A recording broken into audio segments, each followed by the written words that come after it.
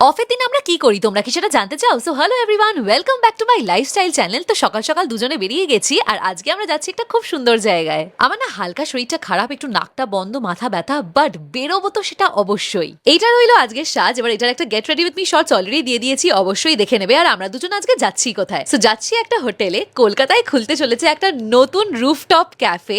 ওনাদের কাজ অলরেডি শুরু হয়ে গেছে, কিন্তু এইটার ব্যাপারে মোর ডিটেইলস আমি দেবো আমার মেইন চ্যানেলে। কিন্তু একটা টিজার দিয়ে রাখি যে এই ক্যাফে থেকে পুরোপুরি দেখা যাবে ইকো পার্ক, ওই যে দেখতে পাচ্ছ। সো হোটেলটা তো অলরেডি ফাংশনিং, ক্যাফেটা নতুন হবে, তাই জন্য ওদের নিচের রেস্টুরেন্টটা কিন্তু এখন অপারেটিং। আপনারা ওখানে আমাদের মতন এরকম খাওয়া দাওয়া করে নিতে পারেন। তারপর আমরা চলে গেছিলাম জুডিও। আরে গড়িয়ার মহামায়াতলায় নতুন যে জুডিওটা খুলেছে, কালেকশন কেমন কি ওটা সব থাকছে পরের শর্টসে। জুডিওর কালেকশন দেখে তারপরে চলে গেলাম একটু খেতে। রনিত এখানে খেলো আলু কাবলি আর আমি খেলাম ভেলপুরি। খাওয়া দাওয়া করে ফিরলাম বাড়ি। তো একটা ব্র্যান্ড শুট ছিল, সারাদিন তো করা হয়নি, ওটা রাত্রিবেলা করে নিলাম। আর ওটার জন্য না একটা কালার কম্বিনেশন পড়তে হতো, ওইটা পরে নিয়েছি। এবার প্যান্টটা, এটা অ্যাকচুয়ালি কোরিয়ান প্যান্টস, যেটা মা রনিতকে দিয়েছে ওয়েবসাইট থেকে, আগের কোনো একটা শর্টসে দেখিয়েছিলাম। বাট আমি পরে দেখলাম ওয়াও, ভালো ফিটও হয়েছে আর দেখতেও কি সুন্দর লাগছে। আমি কিন্তু নিয়ে নিচ্ছি, ঠিক আছে? প্যান্টটা না ওই পরবে মাঝে সাঝে, আমি পরবো।